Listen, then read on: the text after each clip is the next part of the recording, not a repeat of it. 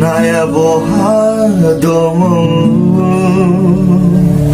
지온이 수쿠와 보하문근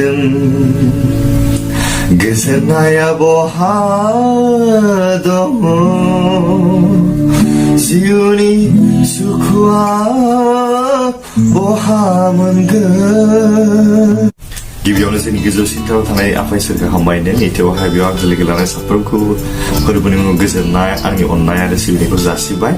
जों बेखौनो सोलोंगोन जोंनि जिउआव जों गोजोननायखौ माबोरै मोननो हायोबा जों माबोरैहाय गावनि जिबनखौहाय मा थोजासे होननानै जों साननानै लानो हायो बेनिखायनो बे खुसिखौ जों माबोरै लाखिनो हागोन जों बेनि थाखाय आं मोनसे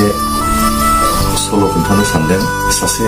बिबायारि दंमोन बियो लामा मोखाङाव जिरायनानै थाबाय थायो लावथि गंसे लानानैहाय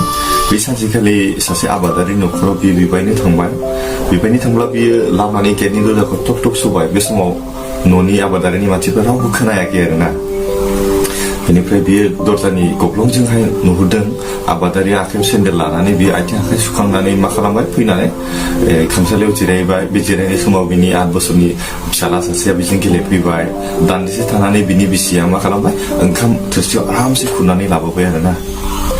अब्ला बियो सानबाय एबार खोनासिगोन दे बेनिफ्राय दरजाखौ बियो नेक्स्ट टाइम आरो टक टक सौबाय बे समाव खोनामारबाय थारैनो खोनानानै बिनि बिसिया ओंखारबा मा सासे बिबायारिखौ दरजा मोखाङाव गसंना थानाय नुनायखाय बियो थांनानैहाय बिनि बिनाय बायदिनो बियो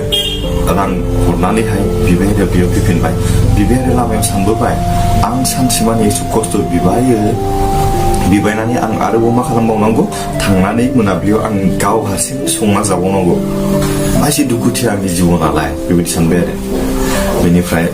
बि फैखांनायनि उनाव बिसि फिसाय बेबायदिनो जमा जिरायनायाव बिसाया आबादारिया बिसिखौ बुंबाय आंनो दिनैहाय 500 रांनि जोबोद गोनांथि जादोंमोन नाथाय आंनियाव दा राङानो गैया आं मा खालामबावनो दा अब्ला बिसिया होनबाय बेखौहाय गामिनि दाहार होग्रा सासे उमुखानाव नों लानानै फैदो होनबाथाय नोंनो नांथारगौबाथ' उपाय गैया जों लानो नांगोन रांखौ बियो 500 थाखा रां होग्रानिफ्राय लाबोबाय बियो लामायाव सानबोबाय आरो आबादारिया आंनिथ' खस्थ' खालामनानै आंनियाव थोजासे रां थाया आं खुसियै थानो हाया नाथाय बियो मा एसेबां खस्थ' खालामालासिनो आराम न'आव जिरायनानै मा 5,000 10,000 20,000 थाखा सानबाय थायो दिनै आं बिनि न'खराव बिराद खुसि नुबोदों सानबाय आरो बेबायदिनो फैबाय बेबायदिनो रां दाहार होग्राया आरोबाव मोनसे सकआवहाय दखान दंमोन आरो बे दखानाव बे गस्ला दखान लंपेन्ट दखान होयो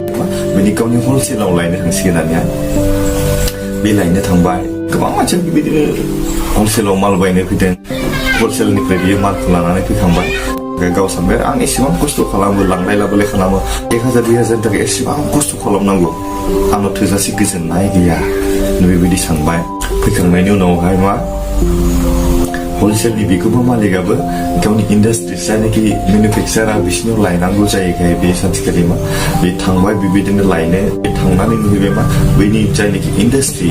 बिसोर खालामग्राया मा फैसानि हिसाब गैयै एकदम सानख'नो हायै फैसा बिथांमोननियाव बियो नुबोबाय आरो अब्ला बियो सानबाय आं एसेबां खस्थ' खालामो नाथाय आंनियाव दिनैहाय थोजासे आं रां मोननो हाया थोजासे आं गोजोननायखौ मोननो हाया बेबायदि सानबोबाय आरो फैखांनायनि उनावहाय सासे बे इन्डास्ट्रिनि सासे खामानि मावग्राया बिगोमानियाव फैबाय बिगोमानियाव बुंफैबाय मा जोंनि नोंथांनि बे केलकाटायाव थानाय मोनसे इन्डास्ट्रिया दिनैहाय 2 लाख खहा जादों आरो साननै थानानै बेबायदिनो आरोबाव मोनसे इन्डास्ट्रिनिफ्राय फैबावबाय मालिक नोंथांनि उमुगाव थानाय इन्डास्ट्रिया दिनैहाय 2 लाख रां खहा जाबावबाय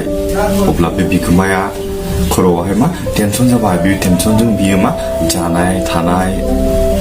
मोजां जाया जाबाय गोसोआव सानबाय दुखु मोनबाय एसे आं एसेबां खस्थ' खालामो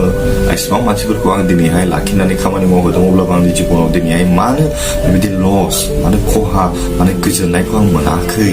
सानबाय बा बिनि टेनसनफ्रा बारायलांबाय अब्ला बे सानसेखालि मा खालामबाय बियो गावनि खोरखिथिं बे नाहरनानै गाहायाव नुहुरबाय सासे बिबायारिया आखायाव मोनसे लावथि लानानै बियो बादल' सल' खननानैहाय मा खाथलि खाथलि थाबायलांगासिनो अब्ला बे सानबाय बा बे बिबायारिया जानोबो गैया थानोबो न' गैया अब्लाबो बिनि जिबनाव दिनै मा एसे खुसि आंनाव दङ गारि मटर बिल्डिं दङ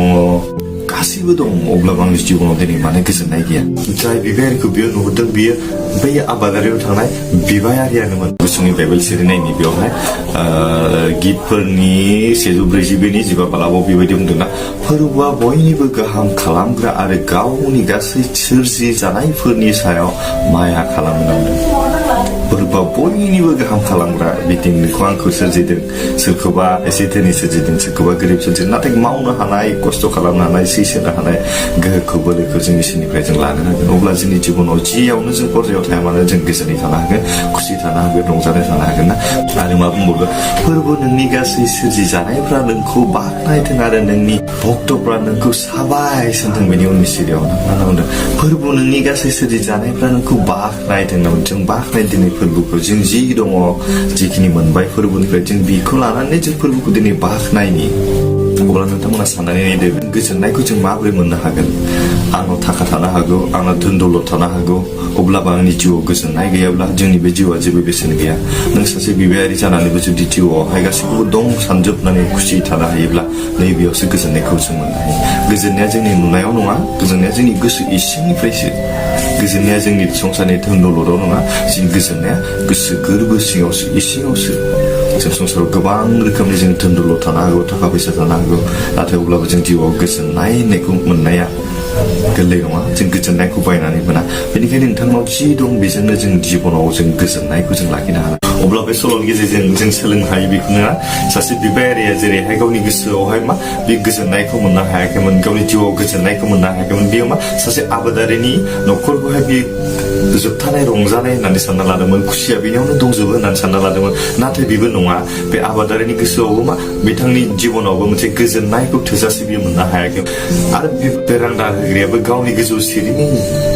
डिलारखौ हलसेल हरग्राखौ बियो गोजोननाय खुसिखौ नुहैदों बेबायदिनो मानसिनि गोसोआ जों गुबुननिखौ गोजोननाय नुहुरो ना गाव गावनिखौ जिउआव थोजासे मोना बेनिखायनो नाथाय इसोरा जोंखौ मा होनना बुंदों नों जिखिनि मोनबाय इसोरा नोंनो जिखौ होबाय नों बेजोंनो थोजासे होननानै जों गावनि गोसोखौ गोजोन होनानै लानो हानांगोन ना इसोरखौ जों बेजोंनो धन्यबाद होनो रोंनांगोन मानसिनो जि मोनब्लाबो जों थोखाया जों बेखौ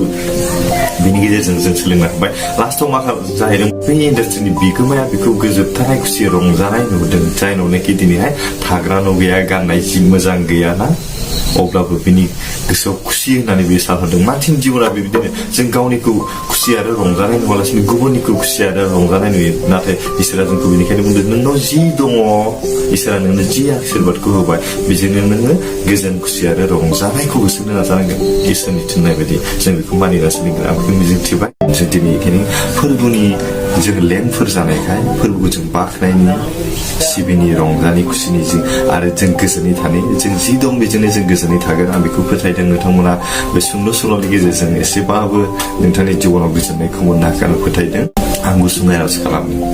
जोंनि गोजौसिन थानाय सोरगिनि गोथां आरो गोथार अनखौ बिफासो नोंबो गोदान बोसोराव हामबायनो दिनै गेदेर अननायखौ मोननायखाय दिनै बे मोजां समखौ मोनबाय जाय बिथांमोना दिनैहाय बे हाबाफारिखौ नायबाय बिथांमोननि जिबनाव नोंनिफ्राय गोजोननायखौ होदो बिथांमोननि न'खराव नोंनिफ्राय गोजोननायखौ होदो आरो आंजों लोगोसे थानाय हेफाजाब खालामदो जों साफ्रोमनिबो गोसो मोदोम जिउ आरो बाखि सम गथायनाय गुसुं आरो सासे बासायना ख्रिस्ट'खौ जिसुनिफ्राय आमेन आरो नोंथांमोना मोजां मोनदों जानो हागौ बेनिखायनो बेखौ मोजां मोनदोंब्ला आंनि बे चेनेलखौ लाइक शेयार आरो साबस्क्राइब खालामनो दाबाव लोगोसे नोंथांमोननि लोगोफोरनो बेखौ शेयार खालामदो जाहाथे बेबायदि इसोरनि अननायखौ जिउनि गोजोननायखौ गोसोनि गोजोननायखौ जों बयबो मोननो हायो आं बेखौनो मिजिंथिबाय गोजोन्थों